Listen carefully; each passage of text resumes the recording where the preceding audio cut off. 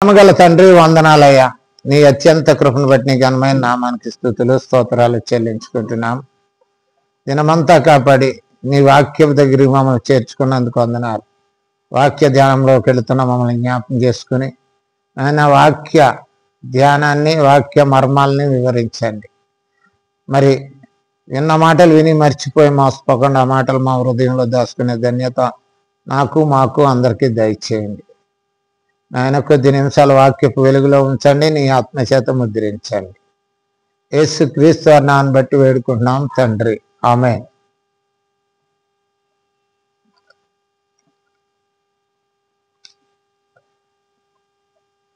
అందరికీ వందనాలు. మరి ఈ సమయంలో పేతురు రాసిన రెండవ పత్రిక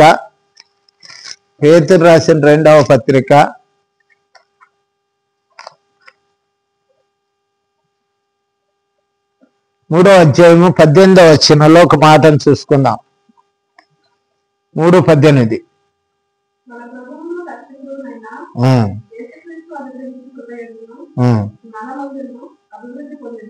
అది మన ప్రభువును రక్షకుడైన యేసుక్రీస్తు అనుగ్రహమును అనుగ్రహించు కృపయందు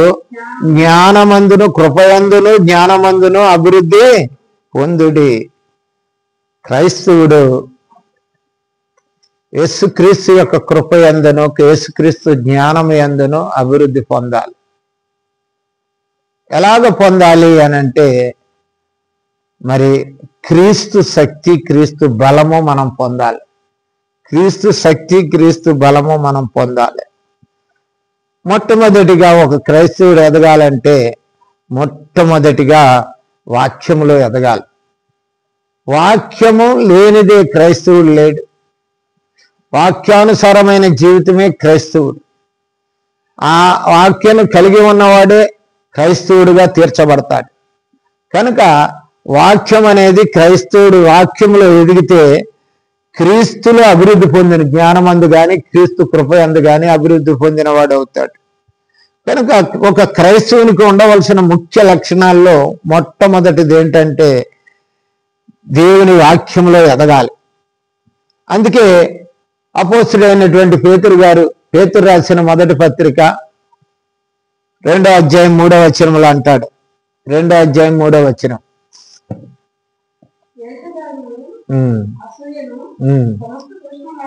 మాని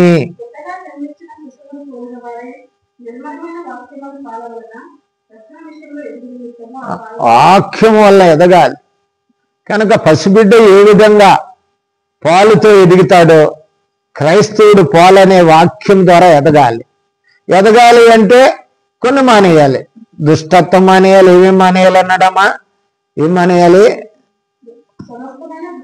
దుష్టత్వమును, కపటమును, వేషధారణను మాని వాక్యమనే పాల వల్ల వాక్యములో ఎదగాలి. మొట్టమొదటిగా వాక్యములో ఎదిగితే దేవుని కృపలో, దేవుని మరి జ్ఞానములో అభివృద్ధి పొందినట్లే. మొట్టమొదటిగా క్రైస్తవుడు వాక్యములో ఎదగాలి. తర్వాత ఎల్లప్పుడూ అందరి కొరకు మరి ప్రార్థన జీవితం కలిగి ఉండాలి. సంఘముతో ప్రార్థన కలిగి ఉండాలి.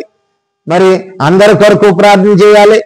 అందరితోనూ వాక్యానుసారమైనటువంటి స్థితిని ఎరిగి మరి ఎదిగిన వాడై ప్రార్థన చేయటం మానకూడదు. ప్రార్థన అనేది చాలా ముఖ్యమైనది. ప్రార్థన క్రైస్తవునికి ఒక క్షేమం, ప్రార్థన ఒక శక్తి, ప్రార్థన ఒక ఆశీర్వాదం, ప్రార్థన ఒక దీవెన, ప్రార్థన క్రైస్తవునికి ఒక బలం. కనుక అందుకే మరి తెస్సలోనికి రాసిన పత్రికలో, తిమోతికి రాసిన మొదటి పత్రికలో 2వ అధ్యాయంలో 1-2 అంటాడు, మనము సంపూర్ణ భక్తి మాన్యతను కలిగి నెమ్మదిగాను సుఖంగాను ఎదుగు నిమిత్తము నెమ్మదిగాను సుఖంగా మనం ఉండాలి అని అంటే, అన్నిటికంటే ముఖ్యంగా మనుషులందరి కొరకును, రాజుల కొరకును, అధికారుల కొరకును విజ్ఞాపనలను, ప్రార్థనలు, యాచనలను, కృతజ్ఞతాస్థుతులను చెల్లించాలి. కనుక తిమోతికి చెప్తున్నాడు అపోస్తుడైన పౌలు. కనుక ఇక్కడ చూసినట్లయితే ఎల్లప్పుడూ అందరి కొరకు ప్రార్థన చేయాలి. నువ్వు క్రీస్తులా మార్చబడాలంటే, క్రీస్తు జ్ఞానంలో, క్రీస్తు కృపలో ఎదగాలి మనం అంటే, మన రక్షకుడు మన ప్రభు అయినటువంటి యేసుక్రీస్తులో ఎదగాలంటే క్రైస్తవుడు మొట్టమొదటిగా వాక్యంలో ఎదగాలి. వాక్యంలో ఎదిగినట్లయితే వాక్యమే అతన్ని అభివృద్ధి పరుస్తుంది. అట్లాగే ప్రార్థన కలిగి ఉండాలి. ప్రార్థన శక్తి పొందాలి.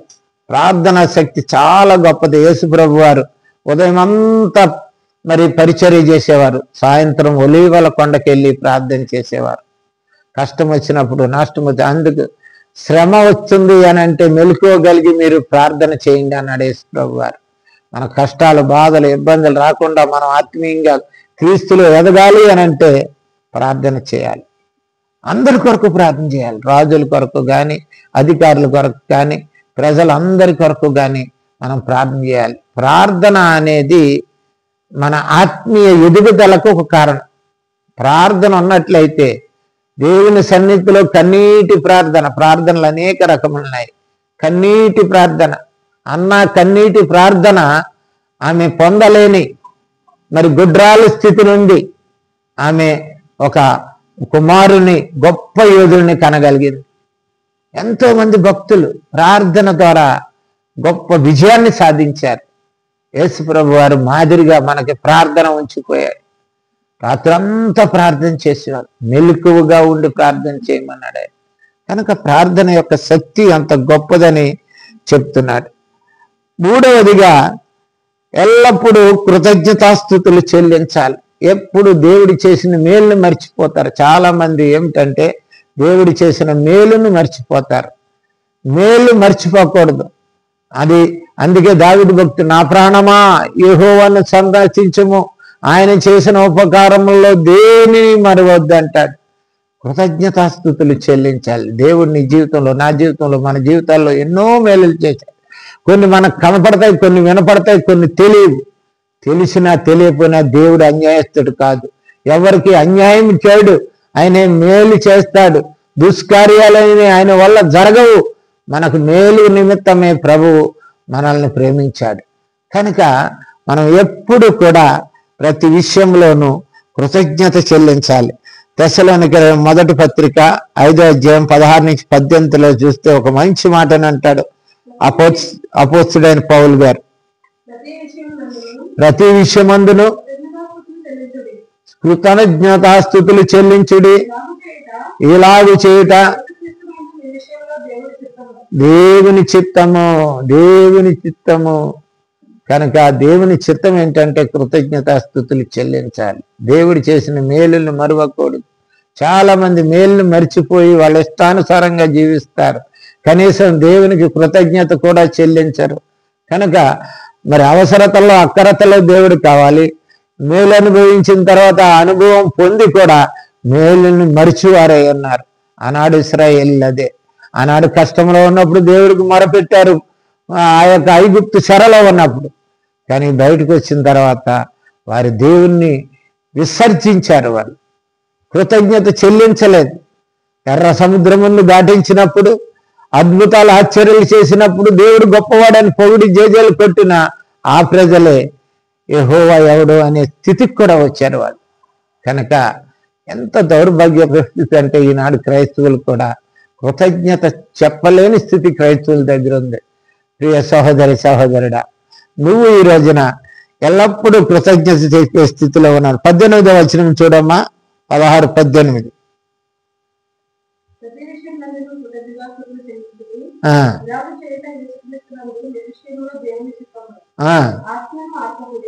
ఆత్మను ఆర్పకుడి. ఆత్మను ఆర్పడం, ఆ మాట చాలు. ప్రార్థన చేసే ఆత్మ కలిగి ఉండాలి. ప్రార్థన చేసే ఆత్మ, మరి దేవునిలో మోకరించి ప్రార్థన చేసే ఆత్మ, అంత బతిమాలుకునే ప్రార్థన, కన్నీటి ప్రార్థన చేసేది, మరి విజ్ఞాపన చేసే ప్రార్థన. మరి అటువంటి ప్రార్థన ఆత్మను ఆర్పేసుకుని భ్రష్టులైపోయి దేవునికి కృతజ్ఞత చెప్పలేని పరిస్థితుల్లో కూడా వచ్చేసినారు. కనుక 4వదిగా ఎల్లప్పుడూ పరిశులతో సహవాసం కలిగి ఉండాలి. సహవాసం రక్షణ పొందిన ప్రతి వారు కూడా, రక్షింపబడిన ప్రతి వారు కూడా మొట్టమొదటిగా ఉండవలసిన విషయాలు ఏమిటంటే, ఆనాడు మరి వారికి రక్షణ దయచేసినటువంటి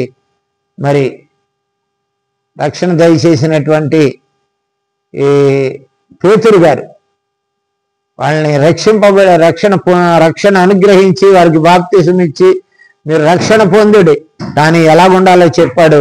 అపోస్తుల కార్యం 2:38 2:38 2:42 అపోస్తుల బోధ ఎందును సహవాసమందును రొట్టె విరుచుట ఎందును ఎడతెగక ఉన్నారు. వాళ్ళు ఎడతెగక ఉన్నారు. ఎప్పుడు కూడా ఎడతెగక సహవాసం కలిగి ఉండాలి. పరిశుద్ధులకు సహవాసానికి మొట్టమొదటి సూచనలు ఏంటో తెలుసా? ఒక సహవాసంలో ఉండవలసినవి అక్కడికి చెప్పాడు. మొట్టమొదటిది ఏంటమ్మా? బోధ. అపోస్తుల బోధ ఉండాలి. బోధ అంటే భయంకరమైన బోధలు వచ్చినాయి, కానీ అపోస్తుల బోధ ఏంది ఉండాలి? సహవాసము కలిగి ఉండాలి. సహవాసాన్ని అనుసరించాలి. సహవాసములో ఉండాలి. సహవాసానుసారమైన జీవితము కలిగి ఉండాలి. ఇంకోటి రొట్టె విరుచుట ఎందును రొట్టె విరవాలి. ప్రతి ఆదివారం రొట్టె విరవాలి. ప్రతి కూడుకున్నప్పుడల్లా రొట్టె విరవాలి. ఎడతెగక ఉండాలి. ఇవి ప్రార్థన చేయట ఎందును ఎడతెగక ఉన్నారు కనుక సహవాసం ఇది క్రైస్తవ సహవాసం, యేసుక్రీస్తును కలిగిన సహవాసం. మరి ఇటువంటి నియమ నిబంధనల్లో కలిగి ఉన్నట్లయితే మనం ఆత్మీయంగా ఎదుగుతాం. క్రీస్తు కృపలో, క్రీస్తు జ్ఞానంలో మనం ఎదుగుతాం. కనుక 5వదిగా మీరు ఎల్లప్పుడూ బీదలకు సహాయం చేయాలి. ఎప్పుడు కూడా క్రైస్తవుడు దాతృత్వం కలిగి ఉండాలి. దాతృత్వం అంటే దయాగుణం కలిగి ఉండాలి. దయగల గుణం క్రైస్తవులకు మాత్రమే ఉంటుంది. ఎక్కువగా ఒకరు బాధపడితే ఆ బాధను నాది అని పంచుకునే స్థితి కలిగి ఉండాలి. యేసుప్రభు మొట్టమొదటిసారిగా చేసిన అద్భుతాల్లో ఆ పాడి ముట్టుకుని ఆ విధవరాలు కుమారుడు పాడి వెళ్తుండగా ఆ కుమారుడిని లేపినాడు. ఆయన కనికరం కలిగి అని ఉంటుంది. ఆయన కనికరం కలిగి ఆమె మీద జాలిపడి ఆ విధవరాలు జీవితం చూసి ఆమెకు సహాయం చేయటం. నీ జీవితంలో, నా జీవితంలో సహాయం చేయవాళ్ళగా ఉండాలి. మనం అనేక మందికి బీదలకు ఎల్లప్పుడూ సహాయం చేయాలి, ఆదరించాలి. అనేక విషయాల్లో మనం ఆదరణ చూపాలి పేదలకు. కానీ లోక సంబంధమైన పేదలకు ఏదో పదార్థాలు ఇవ్వటము, ఏదో డబ్బులు ఇవ్వటం కాదు. కానీ పేదలు అనగా బిబ్లికల్లీ అర్థం ఏంటంటే సువార్త ఎరగని వారికి, దేవుణ్ణి తెలియని వారికి, యేసుప్రభు అనే ధనము కానీ యేసుప్రభు అనే ఐశ్వర్యము ఎరగని ప్రజలు బీదవాళ్ళుగా బైబిల్ సూచిస్తుంది. కనుక అటువంటి పేదలకు ఎవరైతే యేసుప్రభుని ఎదగరో వారికి మనం ఏం చేయాలంటే యేసుప్రభు ఐశ్వర్యాన్ని ఇవ్వాలి. యేసుప్రభు ధనముని వాళ్ళకు దయచేయాలి. యేసుప్రభు ఆదరణ, యేసుప్రభు ఓదార్పు, యేసుప్రభు కనికరము, యేసుప్రభు చూపిన ప్రేమ ఎటువంటిదో వాళ్ళకి చేయాలి. అది సహాయం అంటారు. అంతేగాని ఒక మాట అంటాడు, రోమీయులకు రాసిన పత్రిక 15వ అధ్యాయము 1వ వచనములో, రోమీయులకు రాసిన పత్రిక 15వ అధ్యాయం 1వ వచనం, బలవంతులమైన మనము కాగా బలవంతులమైన మనము మనలను మనమే సంతోషపరచుకొననేరక బలహీనుల దౌర్బల్యం, అదే బీదదానం. ఎవడైతే బలహీనంగా ఉన్నాడో ఆత్మీయమైన బలహీనతలు కలిగి కష్టాలు వచ్చినా నష్టాలు వచ్చినా కృంగిపోయి నశించిపోయి వాళ్ళు నిరుత్సాహపడి ఆత్మహత్యలు చేసుకునేవారు ఉన్నారు ఈ రోజుల్లో. అటువంటి పేదవారు అంటే డబ్బు లేని వారు కాదు. డబ్బు అనేది కష్టపడితే వస్తుంది, లేకపోతే ప్రయాసపడితే వస్తుంది. కానీ యేసు ప్రభువు దగ్గరికి లేకపోతే, నువ్వు క్రైస్తవుడిగా వాళ్ళని సహాయం చేయకపోతే వాళ్ళ దేవుని దగ్గరికి, ఐశ్వర్యమైన క్రీస్తు దగ్గరికి ఎలాగొస్తారు? అది బలహీనుడు. బలహీనుడిని బలపరచు. కాగా వాళ్ళని బలపరచడానికి నీకు బాధ్యత ఉన్నది. బద్ధులమై ఉన్నామంటాడు. బలవంతులమైన మనము, అది పేదవారికి సహాయం చేయటం అంటే. కనుక గలతీలకు రాసిన పత్రిక 2వ అధ్యాయం 10వ వచనంలో ఆ మాట అంటాడు చూడండి, అపోస్తుడైన పౌలు గారు.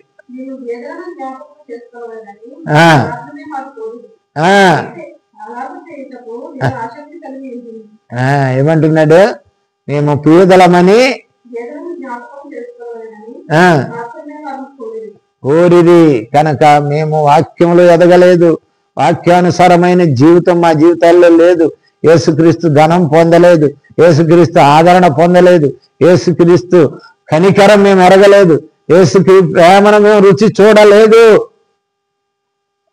అయితే ఇప్పుడు మీరు ఏం చేయాలంటే జ్ఞాపకం చేసుకుని అటువంటి వారితో మనం ఏం చేయాలంటే సహాయం చేయాలి. క్రైస్తవుడుగా, ఒక క్రైస్తవుడుగా నువ్వు అభివృద్ధి అవ్వాలంటే అటువంటి వారికి సహాయం చేయాలి. మరి 6వది ఏమిటంటే దీనత్వమును కలిగి ఉండాలి. దీన స్థితి, తగ్గించుకునే స్థితి. క్రైస్తవుడి దగ్గర అభివృద్ధి అవ్వాలంటే ఏం చేయాలంటే తన్ను తాను తగ్గించుకునేవాడు హెచ్చింపబడును అంటాడు యాకోబు పత్రికలో. తగ్గించుకునే స్థితి కావాలి. యేసుప్రభు ఎంత తగ్గించుకున్నాడో, యేసుప్రభు ఎంతవరకు తగ్గించుకున్నాడంటే ఫిలిప్పీయులకు రాసిన పత్రిక 2వ అధ్యాయము 6వ వచనంలో అంటాడు. 6వ వచనం 8వ వచనం వరకు చూసినట్లయితే 2వ అధ్యాయము 6వ వచనం, దేవుని స్వరూపము కలిగి ఉండి విడిచిపెట్టకూడని భాగ్యమని ఎంచుకొనలేదట. అంటే దేవుడిగా ఉండాలని అనుకోలేదు ఆయన. దాసుని స్వరూపం ధరించుకోవటానికి మనలాంటి శరీరాన్ని ధరించుకున్నాడు. శరీరం ధరించుకున్నాడు కాబట్టి దాసుడయ్యాడు. దాసుడయ్యి ఆ లోకానికి మరి దాసుడైనాడు కాబట్టి మన కొరకు ఆయన దాసుడై పాపాన్ని మోసాడు. ఆయన దాసుడిగా మన పాపాలు, మన అతిక్రమాలు మోసి ఆయన శక్తిని విడిచిపెట్టాడు. ఆ మహోన్నతమైన శక్తిని, ఆ మహోన్నతమైనటువంటి మహిమ కలిగినటువంటి స్థితిని వదిలిపెట్టి మంటి శరీరాన్ని ధరించుకొని మహిమను కోల్పోయి దాసుని స్వరూపమును ధరించుకుని తను తాను తగ్గించుకుని రిక్తుడిగా చేయబడ్డాడని ఉంది వాక్యంలో. రిక్తుడిగా చేయబడ్డాడు ఆయన. కనుక ప్రియ సహోదరుడి, నువ్వేదో డబ్బు ఉండొచ్చు, నీకు లేకపోతే 4 విషయాల్లో నువ్వు ఎదుగుదల ఉండొచ్చు, నీది ఏదైనా ఆధిక్యత ఉన్నట్లయితే, అందుకే పౌలు అంటాడు ఒక మాట కొరింథీయులకు రాసినటువంటి 2వ పత్రిక 12వ అధ్యాయము 9వ వచనం. నాకు అంతకంతా ముందే మాట ఉంది, అంతకు ముందు చదవమా? ముందు వచనం. నాకు కలిగిన ప్రత్యక్షతలు బహు విశేషముగా ప్రత్యక్షతలు కలిగి దేవుడు కనికరించి కృప చూపి మనకు ఆధిక్యత ఇస్తే రెచ్చిపోయే వాళ్ళు బోడు మంది ఉన్నారు. నాకేంటి నీకేమీ లేదు, అసలు నీ దగ్గరే లేదు. అదంతా దేవుందే, అదంతా యేసుక్రీస్తు కృపే, యేసుక్రీస్తు శక్తే, యేసుక్రీస్తు మహిమే, యేసుక్రీస్తు గొప్పతనమే. అది నీలో ఏమీ లేదు. చాలా మంది అనుకుంటారు నాకేంటి అని. నీకేమీ లేదు అసలు. కనుక ఆ హెచ్చింపు గుణం కనుక ఎవడునా, అందుకనే మరి ఇర్మియా గారు అన్నారు ఒక విషయం 9:23లో ఇర్మియా గారు 9:23లో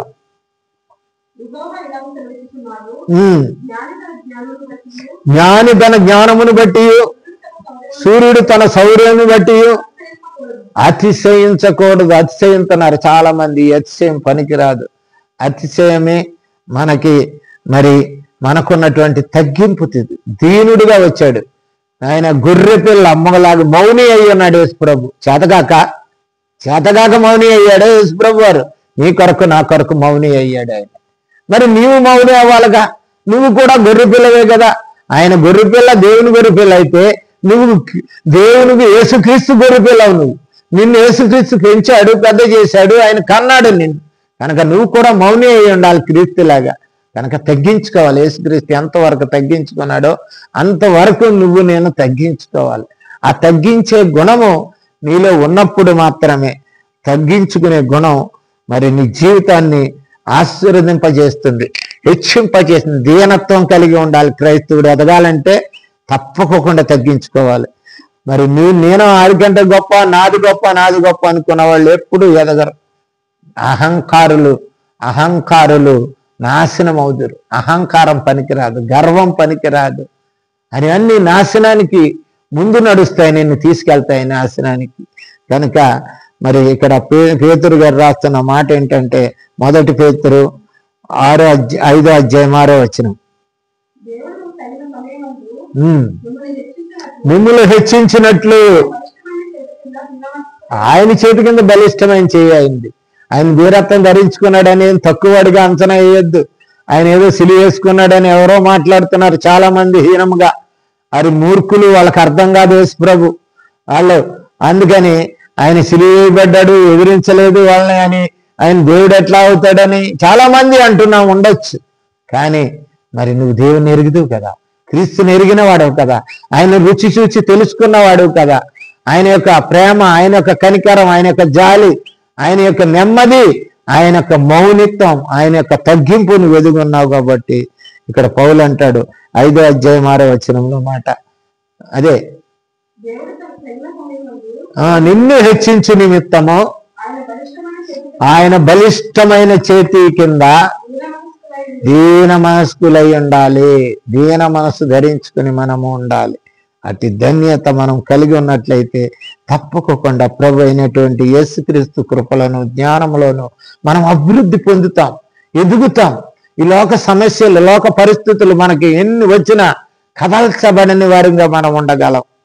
ఇంకొక మాట ఏమంటాడంటే, క్రీస్తు అడుగుజాడల్లో నడవాలి. క్రైస్తవుడు మరి క్రీస్తు అడుగుజాడలో నడిచినప్పుడే, అనుసరించినప్పుడే మరి బోధకుడిని అనుసరించాలి, మరి యజమానిని అనుసరించాలి. నీ యజమాని యేసుక్రీస్తు అనుకున్నప్పుడు ఆయన మాటల్లో అనుసరించాలి. గొర్రెలు కాపర్ను అనుసరిస్తాయి, ఆ స్వరం వింటాయి, స్వరం అనుగుణంగా ఆయన దానికి లోబడతాయి. ఆ స్వరానికి మరి నీవు నేను లోబడాలి ఆయనకి. అందుకే 1 పేతురు 2వ అధ్యాయం 21లో మాట అంటాడు,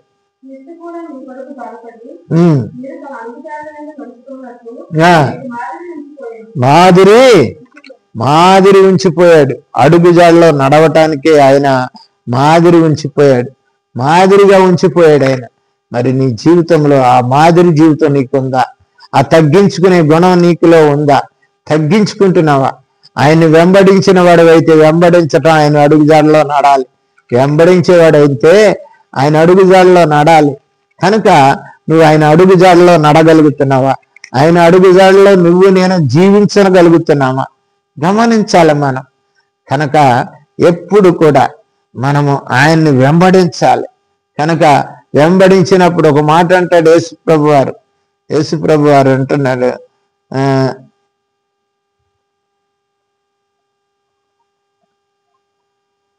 15లో అనుకుంటాను, యోహాను సువార్త 15వ అధ్యాయము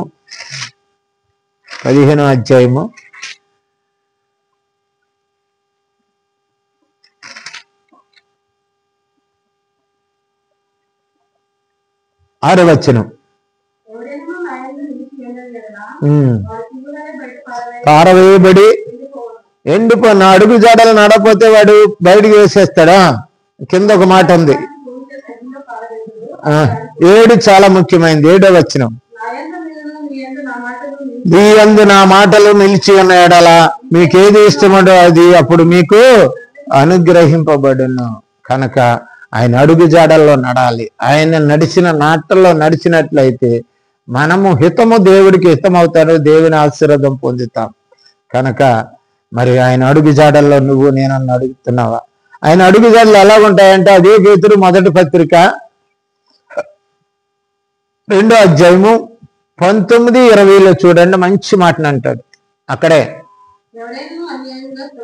శ్రమ పొందుచు దేవుని యేసుక్రీస్తుని గూర్చిన మనస్సాక్షి కలిగి దుఃఖమును సహించిన ఎడల అది దేవునికి హితమవును. దేవునికి దేవుడు కనికరింపబడటానికి హితమవుతుంది. కనుక ఆయన అడుగు జాడలో 21 మాట ఉందమ్మా, సప్పిదమునకై దెబ్బలు తినేడల ఏమి ప్రయోజనము? సహించిన ఎడలది హితమగును. ఇది దేవునితో నడవటం అంటేనే. మనము హింసింపబడి దేవునిలో నడాలి, శ్రమ పొందుతూ దేవునిలో నడాలి. శ్రమల్లో ఆయన వెంబడించాలి, కష్టాల్లో ఆయన వెంబడించాలి, దుఃఖాలతో వెంబడించాలి, బాధలతో రోగాలతో ఆయన వెంబడించాలి. అది క్రీస్తుని వెంబడించడం అంటే. క్రీస్తు సిలువను ఎత్తుకుని నడమన్నాడు. ఆయన సిలువను ఎత్తుకుని నడవటం అంటే ఆయన పొందిన శ్రమలన్నీ మన జీవితంలో వచ్చినప్పుడు నా నిమిత్తం నా ప్రభు మోసాడు కనుక నేను క్రీస్తు అడుగు జాడైది, క్రీస్తు అడుగుది, ఆ అడుగు శ్రమ అడుగు. ఆయన సిలువను ఎత్తుకుని నా కొరకు రక్తము కారుతున్నా, ఇన్ని దెబ్బలు తింటున్నా, దాని కొరకు ఆయన కల్వరి కొండ వరకు ఆయన నన్ను మాదిరిగా నాకు ఉంచిపోయాడు. ఆ కష్టాల్లో, ఆ బాధల్లో, ఆ శ్రమల్లో నేను కూడా నేను అనుభవిస్తాను. ఆయన అడుగు జాడలో నడాలి. 8వదిగా మరి క్రీస్తు నిమిత్తము కలిగిన శ్రమల్లో ఆనందించాలి. చాలాసార్లు మనం ఈ లోకంలో జీవిస్తున్నప్పుడు మనల్ని క్రైస్తవులైనందుకు చాలా మంది వ్యతిరేకిస్తారు, దూషిస్తారు, చెడ్డ మాటలు పలుకుతారు. మరి వీళ్ళు ఏమి అనర్లే, వీళ్ళు అలాంటి వాళ్ళు కాదు, వీళ్ళు నోరు మూసుకుని ఉంటారు అని కూడా మన సహనాన్ని కరిపెట్టడానికి వాళ్ళు అనేకమైనటువంటి విషయాలు శ్రమల పాలు చేస్తారు, కష్టాలు పాలు చేస్తారు, దూషణ పాలు చేస్తారు మనల్ని. కనుక అప్పుడు మనం ఏం చేయాలంటే మనం పడాలి. వాటిని ఏమంటున్నాడంటే ఆ శ్రమల్లో ఆనందించాలి. ఓ నా ప్రభు నిమిత్తం నాకు వచ్చింది, ఆయన ఇటు శ్రమలు పొందాడు గనక నాకు కూడా ఆయనతో నేను ఉండటానికి, ఆయన ఉండి చోట నేను ఉండటానికి, ఆయన కలిగిన శ్రమ నాకు ప్రభు ఇచ్చాడు అనుకోవాలి. మత్తయి సువార్త 5:11 ఉంది చూడండి. నిందించి హింసించి మీ మీద చెడ్డ మాటలు పలికినప్పుడల్లా ధన్యులు కనుక సంతోషించి ఆనందించుడి. శ్రమల్లో సంతోషించి ఆనందించడం అది మామూలు మాట కాదు. అది క్రీస్తుని జ్ఞాపకం చేసుకుంటేనే కానీ అవదు మనకి. చాలా మంది కష్టాల్లో బాగా సంతోషించటం, కష్టాలు వచ్చినప్పుడు ఆనందించడం జరగదు. కానీ అది క్రీస్తుని కలిగిన వాడు ఆ విధంగా ఉంటాడు. అన్నీ దేవుడే. నాకు శ్రమ వచ్చినా దేవుడే, కష్టం వచ్చినా దేవుడే, సుఖం ఇచ్చిన దేవుడే, సంతోషం ఇచ్చినా దుఃఖం ఇచ్చినా దేవుడే. అది దేవుని వల్లే అని ఆనందించే ఆ గుణము కలిగి ఉన్న తెలుసా, అది నిన్ను క్రీస్తు కృపలోను క్రీస్తు జ్ఞానంలోనూ నిన్ను అభివృద్ధి పొందుతుంది, పెంపొందింత చేస్తుంది, నిన్ను అభివృద్ధి పరుస్తుంది. 9వదిగా మరి నశించిపోతున్న ఆత్మల కొరకు భారము కలిగి సువార్త పని చేయాలి. కనుక క్రైస్తవుడు ఎప్పుడు కూడా ఎందుకు నిన్ను శిష్యుడిగా చేశాడంటే గురువైనటువంటి యేసుక్రీస్తు, బోధకుడైనటువంటి యేసుక్రీస్తుని అనుసరించాలి. ఆయన ఈ లోకంలో ఉన్న 3.5 సంవత్సరాలు సువార్త ప్రకటించాడు. ఆయన నీటి గురించి ఈ రోజు నేనే ఆయన దేవుని సువార్త చేయటమే నా పని, నా తండ్రి చిత్తము నెరవేర్చుటే నా పని అని పని చేశాడు. ఆయనలో నువ్వు అభివృద్ధి పోతున్నావంటే, అభివృద్ధి చెందాలి అని అంటే నశించిపోతున్న ఆత్మల కొరకు భారము కలిగి సువార్త ప్రకటించాలి. మార్కు సువార్త 16:15 అంటాడు చూడు. సర్వలోకమునకు వెళ్ళి సృష్టికి సువార్త ప్రకటించాలి. అప్పుడు నువ్వు క్రీస్తులో అభివృద్ధి అవుతావు. క్రీస్తు నిన్ను అభివృద్ధి చేస్తాడు. ఆత్మీయంగాను, జ్ఞానంలోను, ఆయన కృపలోను కూడా నిన్ను ఆశీర్వదింపజేస్తాడు. కనుక సువార్త ప్రకటించినట్లయితే నువ్వు దేవుని కృప పొందుతావు. ఆత్మీయంగా దేవుని జ్ఞానానుసారంగా ఎదుగుతావు. అటు ధన్యత ఇస్తాడు. ప్రభు రాకడ కొరకు కనిపెట్టాలి క్రైస్తవుడు. అనునిత్యము ప్రభువా నీ రాకడ కొరకు నిరీక్షణ కలిగిన జీవితం. కష్టాలు, బాధలు, ఇబ్బందుల్లో కూడా మనకు ఒక చిహ్నం ఉంది, ఉత్సాహ దినము. ప్రభు మనల్ని ఎత్తుకునే పైకెత్తే దినం ఒకటి ఉంది. ప్రభు రాకడ, 2వ రాకడ దినము కొరకు నిరీక్షణ కలిగి ఉండి కనిపెట్టి కలిగిన ఉండాలి. 1 తెస్సలోనిక 1:10 చూడండి.